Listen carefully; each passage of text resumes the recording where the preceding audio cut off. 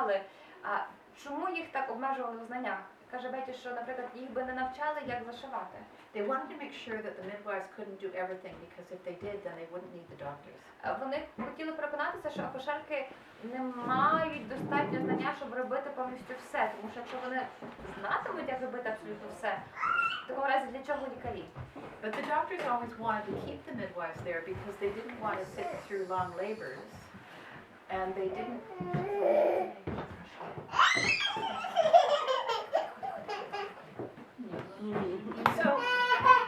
So midwives were good. Midwives were good for the poor women and for sitting through long labors. Акушерки були корисними для бідних жінок і під час дуже довгих пологів. So that's why they kept them around. Otherwise, they would have totally got rid of them. І, власне, саме для того вони тримали акушерок, в іншому випадку вони б, в принципі, позбулися їх.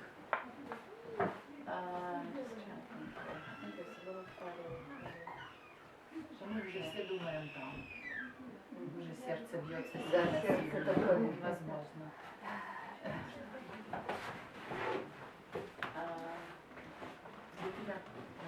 So we asked the question, why did Canadian midwifery die? Тоді ми задаємо питання, чому канадське акушерство може померти. Sorry. Yes, it's not mine. До кого підключені навушники? Чия музика? So first of all, there was no identification of the midwives. They didn't know who was a midwife, who was not a midwife, who they were taught by. Не було ніякої ідентифікації, хто така акушерка. Чи вона сама вчилась, чи вона була навчена своєю сім'єю, чи то просто сусід, чи то якийсь професіонал. And there's no accounts from the midwives at that time. Nobody wrote anything. The midwives didn't write their stories. І немає ніяких записів про акушерок, тоді ніхто нічого не писав, ні про себе, ні про знайомих. So the other thing, and this is a sociological reason why the midwives were dying also, because they were going more and more to the cities. That's what that toilet class means. And so the farm women lost their status because they used to be the leaders of the economic production. Саме тому акушерки зникли, тому що всі жінки переїхали в місто через те, що там більше була зарплата, тому в провінціях всі акушерки зникли. So those are the sociological regions, but we also know the other reasons. Також ми знаємо ще інші причини. There was a kind of a gender attitude. Do you understand what that means? Yeah. Це гендерна нерівність. Promoted by physicians that created the illusion that women are weak. Через те, що фізично Лікарі. Лікарі створили ілюзію, що жінки слабкі і нічого не здатні. And so it diminished this confidence in women that they could even give birth without some experienced person with them. Ми взагалі знищили впевненість у тому, що жінки можуть дати народити без чиїсь допомоги експертів. So, you know, this is back like in the 1800s. The same thing goes on over and over and over again. Тобто ось це почуття скромності, воно наростало ще більше. The other thing that one of the researchers found is there seemed to be an increased need to be more modest as well, like to cover yourself up, and that didn't exist as much before either. Тобто вона Бетія говорить про скромність, що взагалі пропала впевненість. Що? Впевненість пропала акушерок через те, що їм нав'язали, через те, що жінки слабкі, вони нічого не знають, нічого не можуть. So the other thing is, as Canada was being settled, the midwives didn't organize, but the doctors lobbied and united allopathic medicine with science. Алопатія. Окей. Після того, як Канада вже зібралась докупи, акушерки не організувалися, але організувалися лікарі, і вони об'єднали алопатичну медицину з наукою. And of course, they just standardly undermined the midwife. Do you know what undermine is? They made the midwives into lesser than. They made them so that they were. What is the thing I'm hearing in my ear? I don't know. It's someone's music. Okay. Somebody's got a music on. Okay. So So the doctors are trying to become more and more professional. They're trying to get real organization. And then they decide that they're going to include midwifery, like the profession of midwifery, in their profession, so that they took over their profession. And they said it was theirs. Тобто лікарі вирішили, що їм все-таки треба акушерки, вони вирішили їх навчити самостійно і впустити акушерство саме вже на свою територію. So this putting the midwives down was, some of it was subtle and some of it was overt. Do you know those words? Yeah. Okay. Some of it was very straightforward, and some of it was kind of hidden. Okay, so subtle means hidden. Oh, this attempt to get rid of their competition, because midwives were their competition. So they were trying to get rid of their competition. Do you understand competition?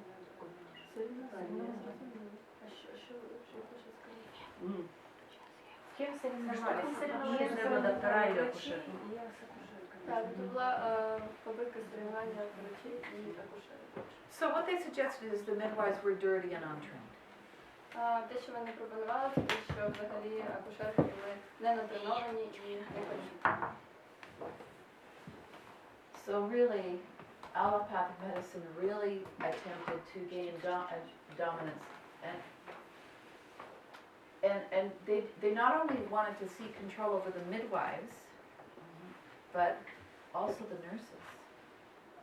Алопатична медицина настільки взяла контроль, що вони хотіли бути поверх не тільки акушерок, а ще й медсестер. And so one of the examples we have in Canada, and this is what I think you should look for in Ukraine, is that the physicians actually directly persuaded the government to cancel a grant that had been given to the Victorian Order of Nurses.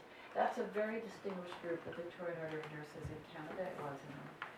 So the doctors actually went to the government and told them to cancel funding that was going to this legislation for these nurses. Доктор ходив вже правительство і хотіли позбавити прав акушерок, наскільки зрозуміло. And they were funded before, and then the doctor said, no, that we don't need them. Ну, ще хочу сказати, що алопатична медицина, то, що ми називаємо класична медицина. Okay, so by the end of the 19th century, so that's 1800s, right? The medical profession gained formal jurisdiction over midwifery and even replaced the midwife in the home setting. Тобто до 19 століття медична професія вже не була такої формальної юрисдикції понад акушерством, що вона навіть замінила акушерством в домашніх умовах. And so by 1899 we've got a report, and then we found this, and you could find this in your Ukrainian bibliothèque. You could find the number of births done by certain people. You could probably find that, and it would be really useful to look for. So in Canada, by 1899, only 3% of all births recorded in Ontario were attended by midwives. В Україні в бібліотеках ви теж можете знайти ось ці записи, скільки людей було народжено. І в Канаді теж є таке. І до 1899 року лише про 3%, які були записані в Онтаріо, вони були супроводжені акушерками. But 16% of them were not done by doctors, and people probably assumed that somebody was at that birth that might be a midwife. 16% пологів відбувалося взагалі без супроводу професіоналів.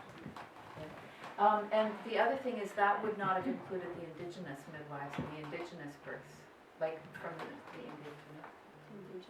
indigenous, Indian, Eskimo, Anishinaabe. Це були жінки з малих народів. Okay. Did you translate it? I didn't translate. Okay.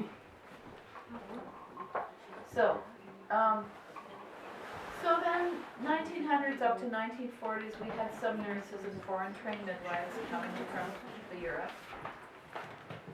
Тобто з 1900 по 1940 рік вже багато медсестер і людей, тобто цих медсестер, які були акушерок, які були навчені за кордоном, вони продовжували асистувати пологові роки. And we had some physicians that did home births. І також були лікарі, які робили домашні пологи. And even when I started working in 1970s in Canada, there were still a few Quebec midwives that still were doing a few births in birth centers. Навіть коли пацієнтка почала працювати в 1970 році, досі були деякі акушерки, midwives, Did some birth in little birth houses. They'd have a little place like this, and people would come. Пологові центри. Yeah, birth center. And what's interesting is, as I'm arriving from Guatemala, like in 1970s, that's when they made a decision. There was no midwifery allowed, even in Quebec. Ontario, there had hardly been any, but Quebec. Коли Бетіен приїхала з Гватемали в 1970 році, вона зрозуміла, що взагалі будь-яке акушерство було заборонено. The only place you could work was in northern Canada with the Eskimos, with the Inuit. Єдине місце, де можна було працювати, це було з ескімосами на півночі Канади. So they let us have licenses to be up there, but you weren't allowed to practice in southern Ontario. У тебе була ліцензія працювати там, але у тебе не було дозволу практикуватись в інших регіонах. So again, the midwives are okay for those indigenous people, but not for white settlers. Тобто акушерки були нормою для людей, Місцевих людей, а не для білих людей. не для білих. Ще що лікарі могли приймати пологи вдома і їм асистували медсестри. І ще там було, що ці пологові центри, їх робили саме не для білих людей, а для корінних народностей. So my mother was born with a Ukrainian midwife in 1920, but all her babies, like I, was born in hospital. Її мама Бетті була народжена вдома з українською акушеркою, але всі її діти, включаючи Бетті Ен, були народжені вже в госпіталі. So again, this is the type of quote you want to find in some old Ukrainian journals. I'm sure they're going to be there. Just say that to them. A quote under with quote is when somebody says something and you have to put quotes around it. Цитата. Citata, yeah. That's good because that's French. Okay, so I think you should go and look for quotes in newspapers in the 1800s, and I don't know when things stopped here exactly, but Я вважаю, що вам треба піти і подивитися про ці цитати, про акушерство, і не треба на цьому зупинятися. But I'm sure this history repeats itself all over the world, so I'm sure it happened here. Історія повторюється, тому це 100% відбудеться ще.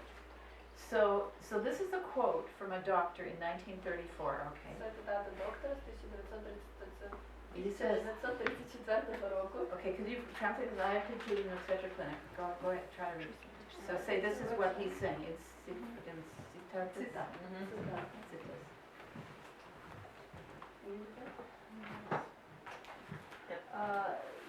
В мене є впроваджені в акушерській клініці, obstetrician clinics, там де працюють лікарі-акушери, гінекологи, для переваги пожилих жінок в старших жінок, взрослих молодших, в чиїх руках лежала акушерська авторитарність акушерів ніколи. And they also said, like with religion, they will come round. They will become obedient, like they have been with religion. Тобто щось стало, щось стало звичним. They'll become obedient, like they are with religion. Щось релігіозне. Can you please repeat? They will started to be obedient. Oh, the women will start to be obedient to us, and they will start to come to us and start to ignore their own midwives. No, women before give birth without midwives? Before they would actually it was anybody on the land. Like, they just go out and have a baby with their husband often because they're nomadic, right? It's the Eskimos wandered all over the world Eskimos were not without assistance. without assistance, just with their husbands. Був етап, коли ескімоси хотіли народжувати без супроводу, і пологи приймали саме їх чоловіки, без медичних супроводів. And then they moved them into settlements. They forced them into settlements, partly because they started to teach their children. They took their children away and put them in residential schools, and so that the people came to the settlement to be close to their children that were in these schools.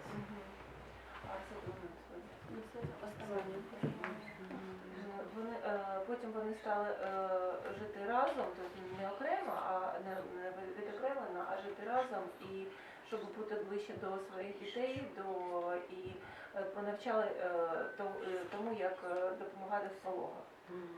Не відокремлено жили, а разом самоорганізувалися. And so then in the 1960s, so the reason I have to give this history is because the native women of Canada were developing their midwifery at the same time us as non-native people in Canada were developing our midwifery, and we, in a parallel way, in the 1970s, started to begin to start midwifery together. Тетяна розповідає цю історію, тому що вона хоче порівняти шлях нативних канадців і корінних канадців і оцих інків, інуїтів. Вони розвивалися абсолютно по-різному, тому вона проводить паралелі. And so one of the things that really made the Inuit sit up and take notice was in the 1960s, the Federal Medical Services Bureau began to evacuate all pregnant women at 36 weeks. They were forced to have a baby in a hospital down south, away from their family, away from their caribou and their food that they know, away from their villages, and they didn't like it. Починаючи з 1960 року, Федеральна медична служба про неї організувала таке, що всі вагітні жінки в терміні 36 тижнів повинні були приїхати, покинути свої селища, поселення і бути окремо від своїх родин, народжуючи окремо від них. І це не було базовано на клінічних дослідженнях, і ніколи жінку про це не питали. Did you plant that? I think it also wasn't based on data, it was based on, yeah. Okay, and the other thing that's really important in Canada, it was crazy, is that in Canada, the Indigenous people felt they distrusted the government, and they felt the government was trying to take, they do not feel, if they're not born on their land, they don't feel that they own it. And they felt the government was trying to take them away from their land so they would not be born there, and then they would not own their land. Окей. Тобто, після якогось часу ці інуїти вже почали відчувати, що канадське правительство їх випихує з їх країни, тобто вони вже